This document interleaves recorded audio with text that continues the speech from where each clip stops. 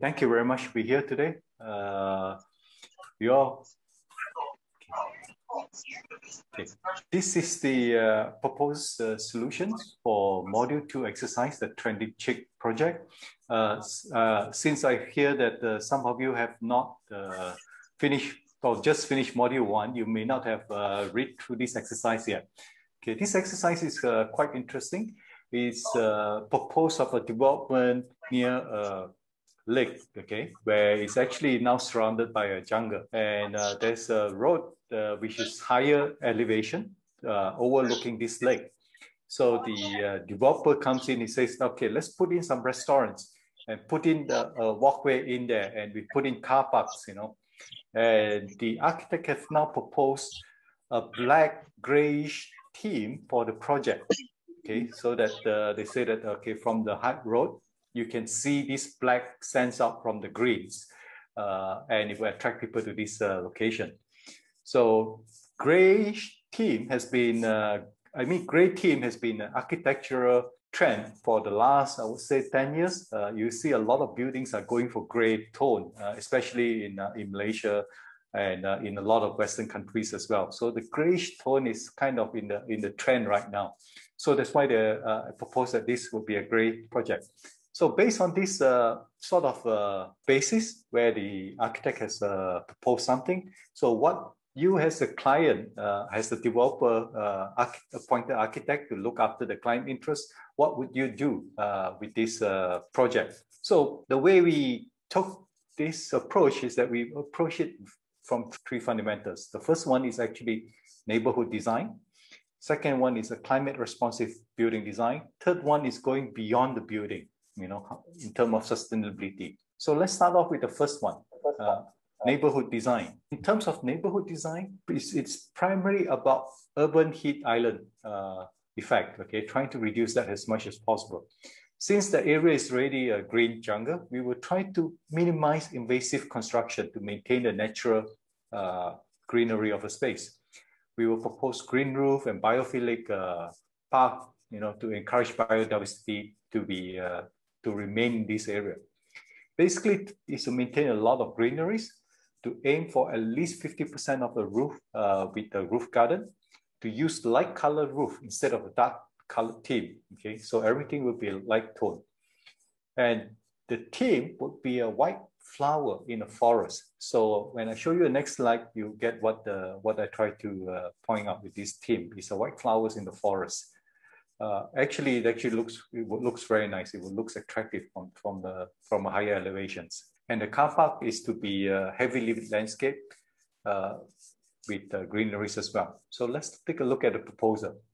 So this is the project theme, right? You have a background of green jungle, and we have these white spots that represent the restaurants, you know. So it's actually spread out so that it's more porous, air can pass through for natural ventilations. But more interestingly, from a higher elevation, you look at this, it's a flower background, okay? It's flower with a green background.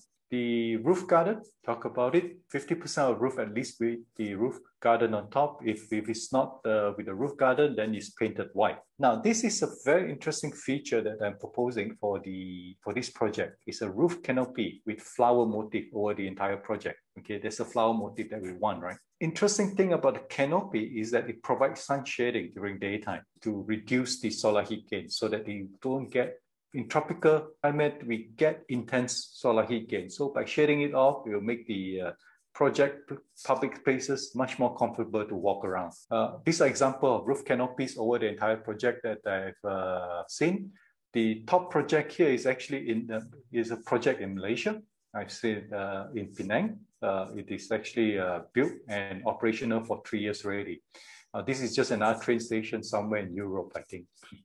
The canopies that is proposed is to be foldable at night. Okay, daytime we want it open, close up, so that we provide protection from the sun. But during nighttime we want it folded and open up the whole project to the night sky. Now the night sky is cold. When it's at the tropical climate where there's a lot of clouds, we get a night sky temperature of 15 degrees. If you're in the tropical climate where there's no clouds, there's clear skies, you get a temperature of almost 0 degrees Celsius. So our skin temperature is around 33 to 35 degrees Celsius. We actually will radiate all the way to the sky above at 0 degrees. So you feel a lot more cooling effect from the sky. And this sky will also cool all the materials on the ground as well. So we would like to open up the roof to cool everything down in the project. Next is to shade all the car parks with greeneries. There are creepers plants that actually climbs very well, it shades it very well. So by shading it off instead of black alpha road that creates a lot of urban heat island, such greeneries will actually reduce urban heat island. And of course, access road to the site shall be developed with greenscape. This actually improves the urban heat island effect and also helps with the permeability of rainwater. So it gets absorbed into the ground instead of running into the river and causing floods. And what I like about this the most for actually reducing urban heat island effect, you can either use white color or grass, right? The problem with white is that it can be quite reflective. It's not comfortable driving into a roadway which is white in colors. So if you use grass, it's a lot more comfortable. So now we come to climate responsive building design. So let's see how we address that. The first thing I'll look into is actually thermal mass. Because I have the big roof canopy during daytime, such thermal mass in the project will actually will not be heated up by the solar heat. During nighttime, when the canopy closed, all this thermal mass will be exposed to the night sky and it gets cool. So on average, this thermal mass will actually become cooler than the average air temperature, and it will actually absorb the heat during daytime, keeping the environment cooler. Now, thermal mass materials are stones, concretes, actually water as well. Waters are very good thermal mass as well. So these are the materials that we try to put as much as possible as chairs, as decorative, as walls, as partitions into the project. Then I'll follow it up with natural ventilation. In order to have good natural ventilation, the site needs to be designed porous so that the natural air can pass through. And based on the prevailing wind direction, I actually will have evaporative cooling, spraying water mist to cool down the air and bring this cold air into the marketplace, so where people can actually benefit from it. In terms of embodied carbon, compressed earth block will be used throughout the project. Now, what I like the most about this compressed earth block is that it is high thermal mass, which actually jive with all the concept to use the night cooling to keep the entire project cooler during daytime. We'll encourage 50% of the restaurant to be naturally ventilated in combination with evaporative cooling. And of course, by having plants in there, it actually gives a better, more aesthetic look and actually helps with the cooling as well, because the plants actually evaporates. Of course, being at night, having the roof open is so much nicer to get radiation cooling from the night sky. Then it comes to the building envelope. For building envelope, I've actually split it for natural ventilated and air-conditioned environment. For a naturally ventilated restaurant, I will use a compressed earth block that are at least 300 millimeter thick. This thick wall is actually specified because of the thermal mass effect. Normal walls are normally about 100 millimeter thick for tropical climate, but this one I increase it by 3 times, 300 millimeters. Now, the trick is this thermal mass must be well shaded during daytime. Otherwise, it will absorb all the solar heat gain and becomes heat at night when people are actually at the market. So our canopy would help to prevent it from getting heated up. And at night, the canopy closed and open, this thermal mass being exposed to the night sky and it will cool down. So during daytime, it will actually absorb the cooling from the air and provide a cooler environment. And on very, very hot days, we can actually wet these walls and allow it to cool. This will cool the surface of these walls to the wet bulb temperatures. So you actually get a cool surface where you get some radiant cooling as well from it. Now, back to the canopy. The canopy should be white on top because it's white flowers, right? The theme. You can actually paint some yellow or orangey patch on it to make it look more like a flower. And the important thing is that the white top is actually have very, very low solar absorption. So it does not absorb the solar heat. That's the first thing.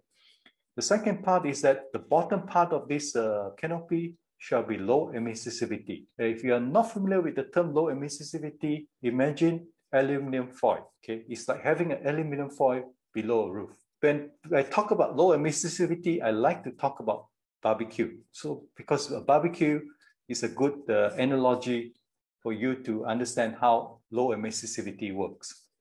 When you barbecue chicken, okay, and you put it aside, then you may barbecue some potato wrapped in aluminum foil, or you may barbecue some fish that is wrapped in aluminum foil as well. And then all these things are hot, you put it aside, right? In every barbecue party, you notice someone will get their finger burnt on the aluminum foil, but no one will get their finger burnt on the chicken. The reason is the chicken is not low emissivity. Okay, when your hand reaches out to the chicken, you can feel the heat. Oh, this chicken is hot. Don't touch it. You touch it, you will burn your finger. But when your hand reaches out to the aluminum foil is low emissivity. It stops radiation heat transfer. So you do not feel the heat radiated to your hand. So you think that it was cold, is a cold object. When you touch it, you get your finger burnt because it becomes conduction, no longer radiation, right? So that's how the aluminum foil works, because it is low emissivity. So with a low emissivity bottom of a canopy, the canopy can be hot because it absorbs some of the solar heat gain, but it will not be radiated to the people down below. So that's the important thing to have. And of course, low emissivity has been implemented in glazing as well. So it is called low E glazing. So a single glazing with a low E coating will reduce the solar heat gain indoor. So these are the things I'll do for a naturally ventilated restaurant. Now let's take a look at what I'll do for air conditioned. Our air conditioned restaurant, the wall, I will add a 25mm insulation on the inside. This allowed the wall on the outside to maintain its thermal mass property, to help to cool the outside environment, because during daytime, it is shaded with the canopy, right? Okay, on the inside, with this 25mm insulation, just slightly insulated, it will allow air conditioning space to cool down faster, because energy, the cooling energy is not used to cool the thermal mass. It's not used to cool the wall, basically. So it does not need the energy to cool the wall. The environment cools down faster, and actually is a more energy efficient solution. Okay, I will insulate the roof definitely with the air conditioned restaurant, with the low E glazing as well. And of course, air conditioned spaces need to be designed to be airtight. So when people walking in, they will walk through an airlock. This will give them an idea that when you're air conditioned environment, it should be airtight. When you're out in natural ventilated environment, it will not be airtight at all. So the air tightness is important because it saves a lot of energy in air conditioning system. Then you move into active system. The air conditioning system will be highly energy efficient. And I would specify something with the top throw, so that the heat is thrown up in the air instead of side throw. The risk with side throw, it can get mixed up with the walking streets, you can heat it up. So by throwing it up in the sky, they'll make sure that the heat is rejected upwards.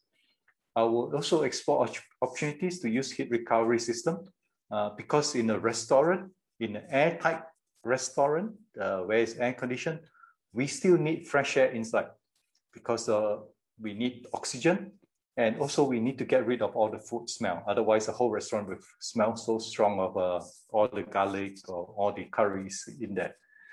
Okay, so we need fresh air to be introduced in, but as we push fresh air in, there will be air that need to be exhausted out. The exhaust air is still cold and dry. So with the heat wheel, it will actually pre-cool and pre-dry the outside air going in. So that will save energy on the aircon as well. On the lighting system, look into the LED lights for indoors and outdoors to be provided everywhere, including the street lights. So we want low energy light as much as possible, because when we use lights which are high in energy consumption, it will heat up the space. Okay. Next, I will look into use of solar oven for baking. You can use the sun for baking. Kitchen exhaust will be rejecting heat above the roof space as well. So it will be ducted all the way up and push it out into the roof above everything else. Energy efficient fan will be specified for the kitchen exhaust. Energy efficient refrigerators and freezers will be specified to be used, because if these things are not energy efficient, it will create more heat into this environment. So we need everything to be very, very energy efficient, including the displays. Finally, solar thermal hot water will be implemented for the kitchen use. Dishwashers generally need to use hot water for washing. So that's it for the building side. Let's go beyond the building. Let's see what else we can do beyond the building. One of the things we can go beyond the building is actually zero waste. This restaurant environment, there will be a lot of organic waste. Organic waste can be actually dumped into anaerobic digesters. And after 30 days, you will get biogas out of it. And this biogas can be used by the restaurants for cooking. Another byproduct of anaerobic digester is actually soil and also gray water. Okay, the gray water, you can use it for plantations. The soil, you can use it for plantation as well. And next, you will see how we make use of this soil and gray water. We will use it on a permaculture. Part of the car park should be converted into a demonstration permaculture farming. Now, permaculture is short for permanent agriculture. It is very interesting because it works based on the ecosystem, right? We maintain an ecosystem on its own. So what I like to do here is to introduce bees as well to this environment. The advantage with bees is that it will actually pollinate fruit trees, it will pollinate plants, so that they will flowers and fruits. Now, to make sure the bees will stay within the farm, surrounding this farm or surrounding the entire park will be planted with flowering plants so that the bees can actually get this food from it. And the bees will actually generate honey, and the food that we plant will generate vegetations. And all this harvested food and honey can be used by the restaurants on site. And of course, free-range chicken can be let loose on the vegetable farm to take care of insects and pests. And their scratching of the soils actually help to improve the soil conditions by introducing oxygen into it. Okay. It's also proposed that the diversity of vegetation is planted instead of single crops. This will keep the soil nutrients naturally balanced. So you do not need to do any soil crop rotations. Rainwater will be harvested for irrigation needs, and the digested soil from anaerobic digester will be used on the farm, including the gray water will be used to water it. So you hardly need fertilizers. One more thing that we'll take a look at, because we have a lake in this system, in this project, we will look at how to improve the lake. Okay, there are two things that are very important to improve a lake system. The first thing is filtration. All the water that comes in, you have to filter it. You have to get rid of all the rubbish out of the water. First thing. The second thing is to make sure that it gets lots of oxygen. So it gets oxygen when it actually runs through a series of rockfall, creating mini waterfall, so that oxygen can be mixed into water. Otherwise, we will need to inject air bubbles in to create the oxygen that's required. Now, once you do those two things right, you can add some enzyme into it as well, but the water will start to cleanse itself, becoming crystal clear. And once the environment is nice, you start to see all the biodiversity starts coming in, because the environment is so nice that the frogs want to remain there, the fireflies want to remain there, the dragonflies will come back here. So all the biodiversity will start coming. And finally, we'll be looking at net zero. Okay, we can combine photovoltaic with agriculture. It's called agrivoltaics. So we will provide partial shading for the vegetations, because too much sun is actually not good for the vegetations. And at the same time, we are generating electricity out of it for a net zero target. That's it. So let's open for question and answer. Participants, you're most welcome to unmute yourself, raise questions, or make some comments. You think there could be some other ideas that we haven't considered. You can also feel free to use the chat to put your ideas, and we can take it up from there if you don't wish to speak. Good, Naren, good to see you. And many of your students are there. Yes, I think so. So I encourage you all to ask questions. for your yeah ask questions so that we can. We have in the chat. I can question on the chat. No. There's a question from the chat box. Yes. Could you please discuss about the orientation of the building and the canopy? CK, maybe you can go to the slide where you can see the orientation of the building right from the beginning. The orientation is basically north is straight up on this road, following the road, and you actually have east and west, right? So the frontages are actually facing east and west. So mostly, if you want to look at the lake, you'll be facing west, actually. Yeah, correct. Yeah.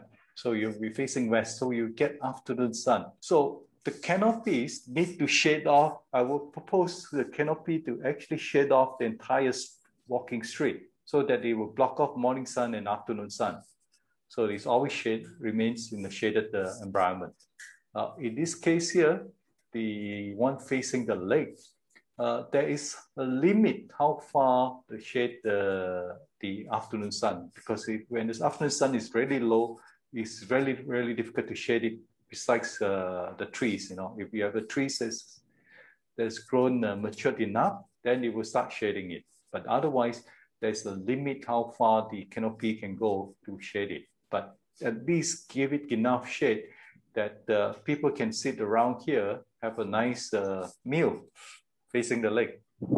This is a typical example. You can see the buildings are facing east and west because of the road. Okay, so you would come across many cases where the buildings are designed depending on the location of the road. And in this case, you would like to definitely make best use of the view of the lake on one side. And you can see the other side, it is to some extent, it will be taken care by the car park.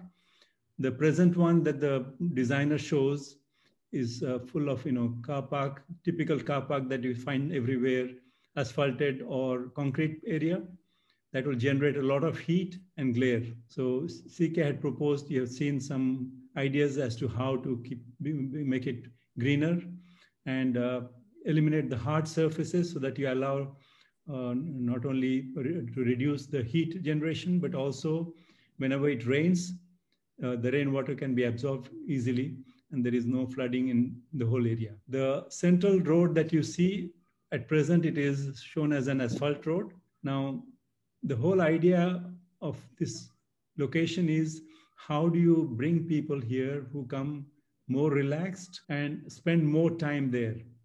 But you would see in many cases, people drive through this road.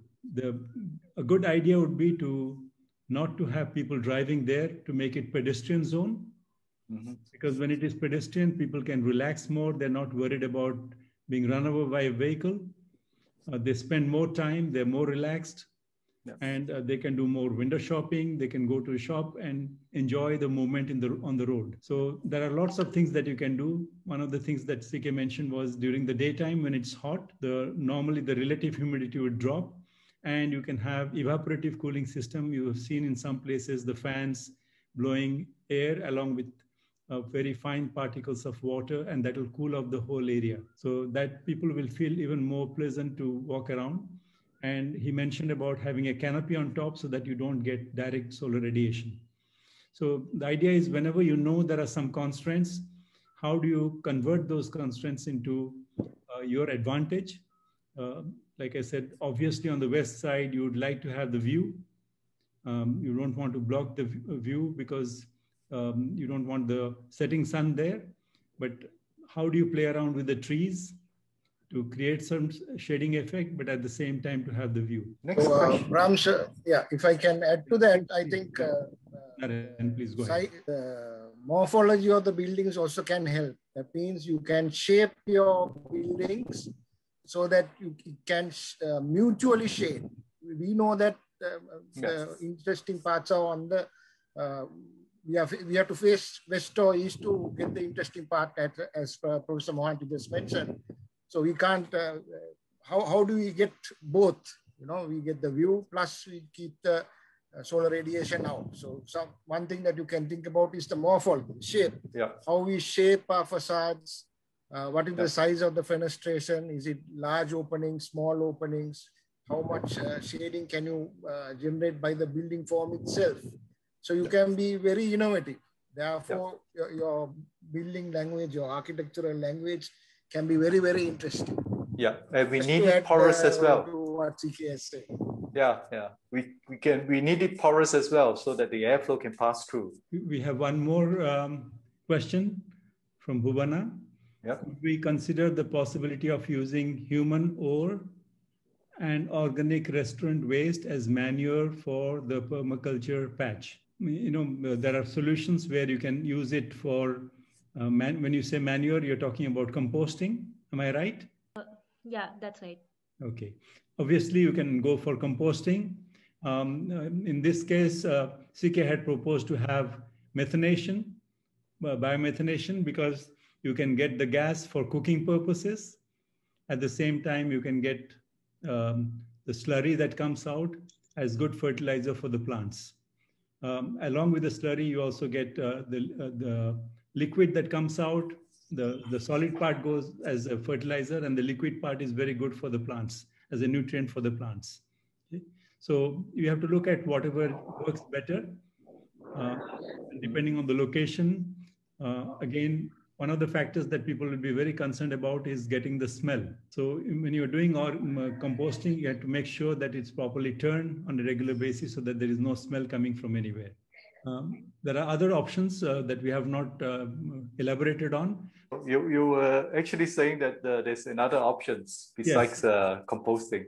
Yeah, the composting, as you need to turn it regularly to make sure that it does not start fermenting. Whereas when you go for biomethanation, it's in an enclosed area so that there is no smell going out, and you get byproducts which are useful. One can go for the kitchen, the other one can go for the farming, cleaning the whole space. So there's an advantage with biomatination, which is the anaerobic digesters that is proposed. So there's no smell at all. We have visited a couple of these, and I can attest that there's no smell at all coming from it. It's fantastic. And I was just mentioning about the possibility of also having decentralized water treatment facility, wastewater treatment facility. As you can see, this is far away from the main line, and it is very much possible to have decentralized systems using natural means. There is no mechanical energy required. Natural means through filters, through the plants. You can treat the water and reduce the requirement for both biological oxygen demand as well as chemical oxygen demand. And this water can be very well used for irrigation purposes and cleaning, etc. Are there any other questions, comments, suggestions? Does that answer your question, Bhavana? Yes, it does. Anybody else would like to raise any questions? You can unmute yourself or you can type in, whichever you feel more comfortable with. Monty, Rahul here. Yeah. Rahul, please go ahead. Can you all hear me? Yes. Just again to add on to this issue of east and west facing facades. Well, I mean, depending on the project, you might not have the flexibility to get the optimum orientation. Because would be, I think, as CK indicated, to have buffer spaces to absorb whatever that is coming, the solar insulation coming from the west and the east, depending on the time of the day. And if, again, on top of that, still you have an air-conditioned space with low emissivity glazing, and at very low altitude angles, we have a difficulty in cutting down the solar radiation. In that case, probably there are transparent blinds that you can lower during the period of the time.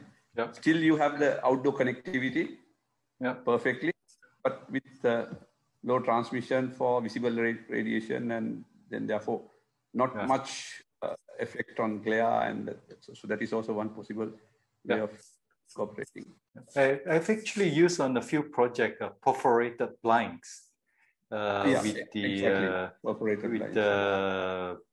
with actually white color on the outside, and from the inside looking out is actually black and it's perforated, and then you can actually see the outline of the outdoor very well. This is a typical situation in Sri Lanka because the main roads are higher, not south, in the coast.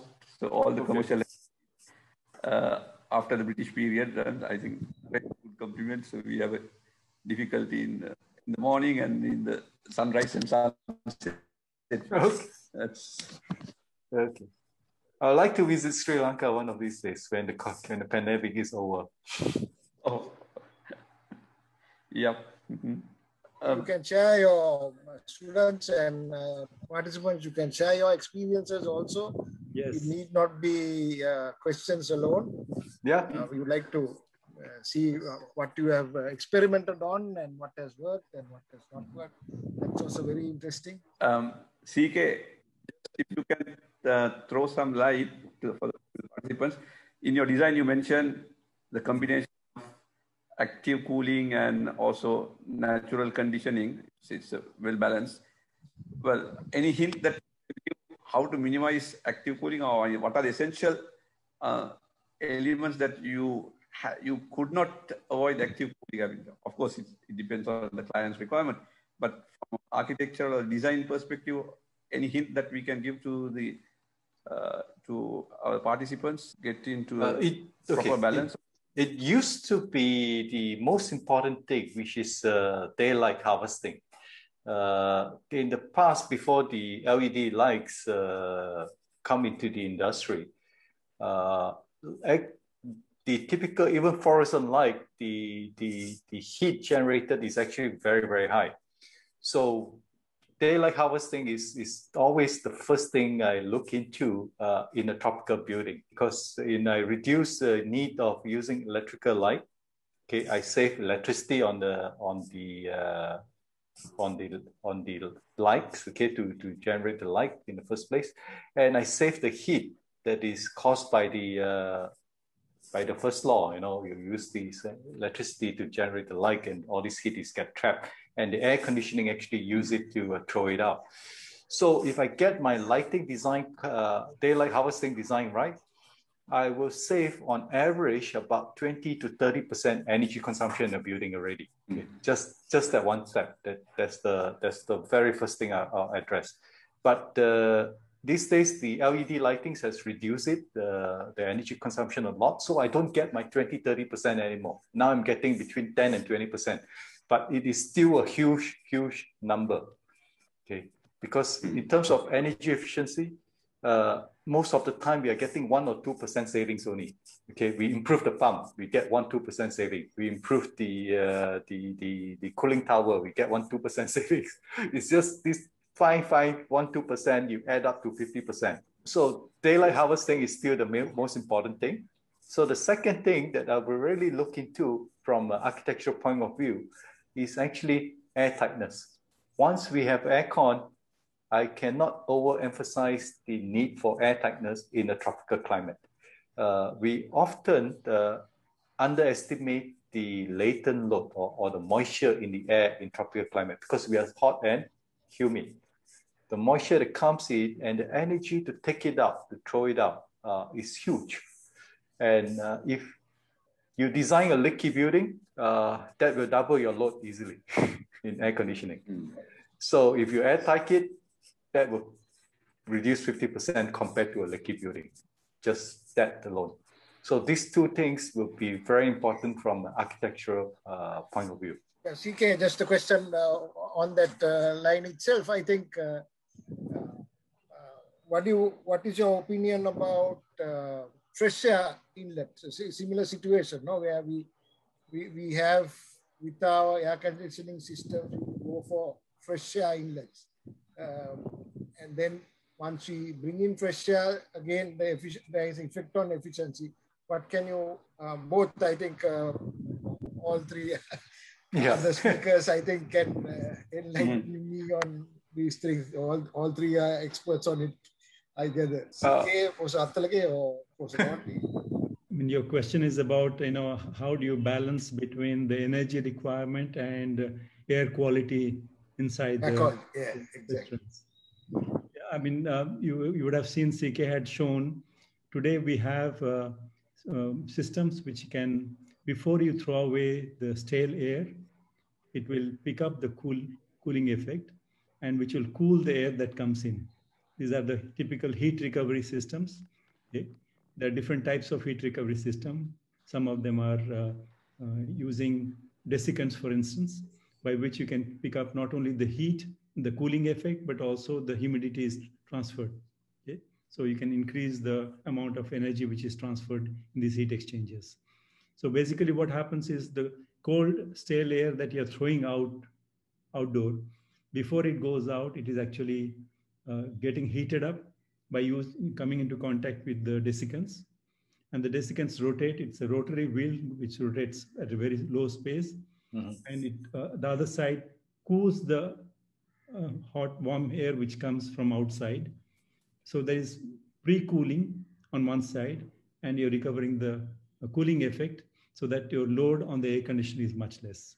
That is one simple way by which you can do it, particularly in restaurants, because you do require a lot of fresh air to come in, not only for the requirement of people, but also to take out the odor, the food smell that is there. So they have to have a certain high velocity, high quantity of air, which needs to be changed on a regular basis. Okay? So these are the systems that are typically used in bigger smells. In smaller ones, it's much more difficult because it's a question of economy of scale. Mm-hmm. Very small systems, it's not that practical to do it. But then the whole idea is how do you balance it by having, like he mentioned, 50% open space, because some people prefer, they come to this area to enjoy not only the food, but also the location. Okay, so how do you ensure that people have visual contact with the surrounding? And there are some others who may like to have visual contact with the surrounding, but at the same time would require that comfort. They don't want to sweat it out in the outdoor condition. So how do you keep a balance between the two? CK may have something to add? No. The only thing I want to add is that actually, in my opinion, the air quality is more important than energy. Getting the air quality right, okay, so that you get enough fresh air in actually have been shown to improve productivity, helps with creativity. It's just the benefit is so much more than the energy that you save. Yeah, that reminds me of, there was a case in Singapore, the building facility managers were pressurized to show that they're very efficient because of the regulations. They were pressurized to show that their energy consumption is low and they were very energy efficient. And when they did an audit, they found out yes, they had reduced the energy consumption by shutting off all the fresh air intakes. Sure. So as a result, they had saved energy, but the air quality was so poor. It's a health hazard for people who are there. So like you rightly said, it's very important for us to keep in mind that air quality should be good because people should feel healthy in that. And we have seen in many places when the air doesn't circulate well, people feel drowsy. Okay? They feel less energy, they feel drowsy, and their productivity also comes down. So all these factors are very important to ensure that the air quality is maintained. But we have technology by which we can make sure that we minimize it. Minimize it to the extent. Yeah. And also want to add to the air quality and energy, then also in tropical climates to accommodate the comfort. Well, we have to get rid of the moisture, so there's a minimum airflow requirement to carry away the latent load. So the three corners of the triangle that we have to manipulate to it's balance. Balance. And but fortunately, there are quite a number of standards that talk about for active cool buildings. There are best practices for the air exchange, and the well-established standards are there. So quite easy to get into an initial solution, then subsequently optimize based on the client's requirement and the location requirement. Perhaps something important for us to discuss also, In the old systems, we had air conditioners blowing from one particular point, and it was not circulating that well through the whole area. So normally people would feel warm, and they would tend to keep the thermostat to a very low level. So you would find in many restaurants, when you sit near the air conditioner, you feel very cold. When there are people far away, they feel warm. So you will see in many of the new restaurants and hotels that are coming up, particularly in tropical climates, there is a tendency to use fans. Okay? Fans rotating at a very low speed, and the fans help to circulate the air, so you don't feel that warm and you don't feel that cold, because that air is circulating and getting mixed, by which you can increase your thermostat level. You can cool people at a much higher temperature, because people will feel the comfort because of the air movement. And when you're using fan, you are able to increase the air temperature by, let's say, 2 or 3 degrees. And that's a much more saving compared to the energy that you require for the fan power. That's something which is important to keep in mind, even for homes and offices. It's important for us to look at how do you make use of fans.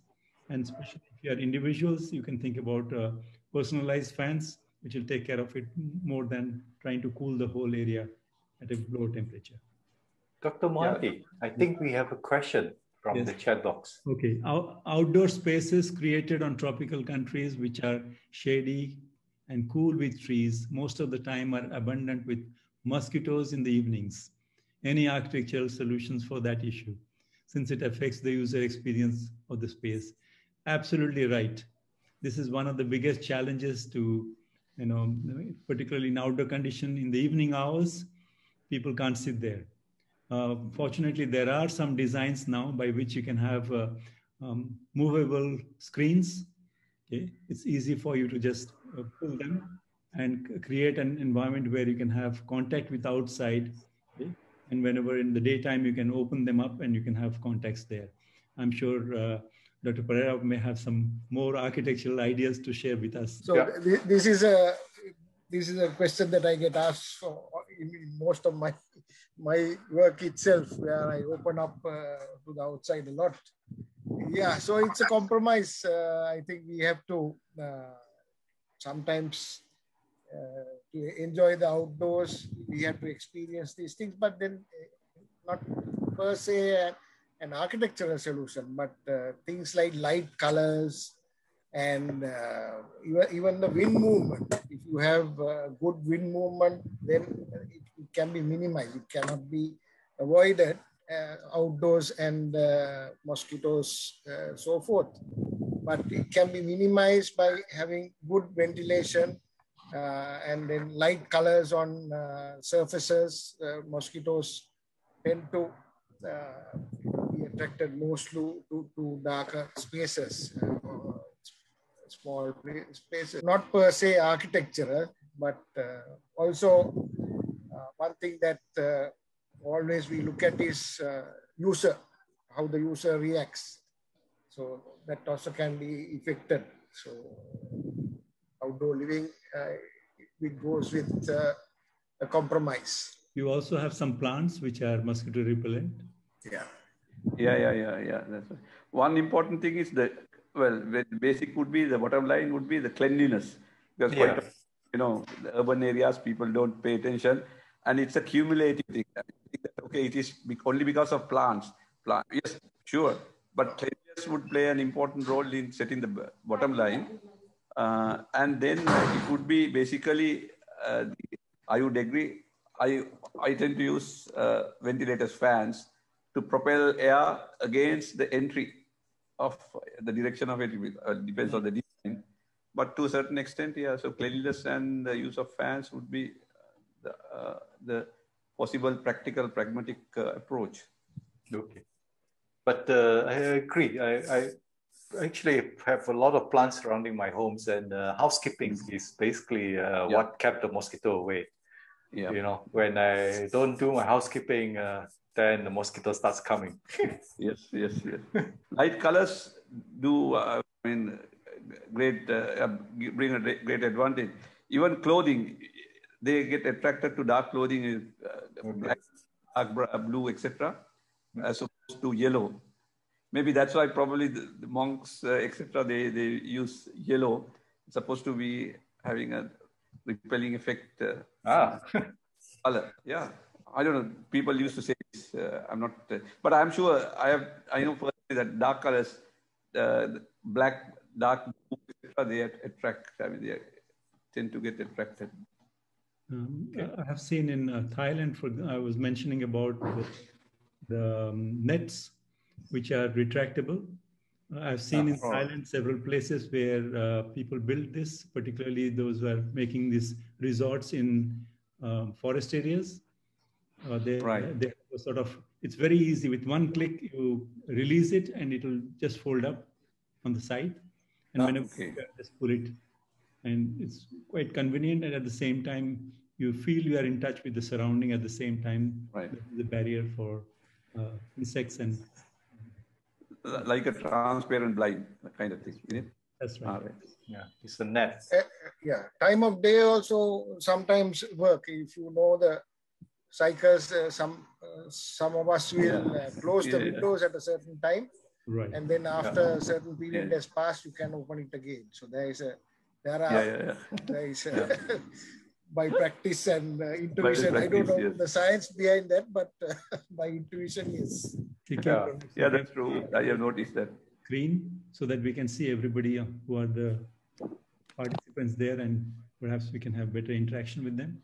If you can stop sharing the screen. I think there's another question in the chat. At least now we can see. And Naren, you can pick up your students. Any other comments? If not, I think we need not extend it. Basically, the idea was just to share some of the thoughts with you and try to answer. We'd be very happy if you went through the different modules and particularly be a little bit more active in the discussion sessions so that you can share your ideas with others, and you can also read what the others are writing. And I'm sure that's a learning experience, because we are quite surprised at times the type of comments some of the participants have given that shows that they have given the good thought, and that's helpful for the others. So it's not just learning from the trainers to the participants, it's amongst the participants also. Many of you have experiences, you have done things.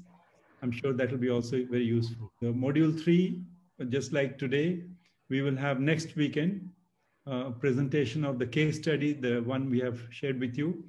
It's very difficult.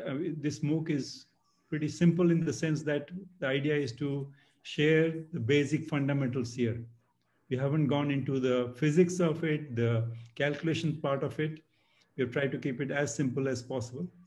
So because of that, we have not tried to give you an example where you have to do a lot of calculations. Instead of numerical part, more of getting the ideas correct.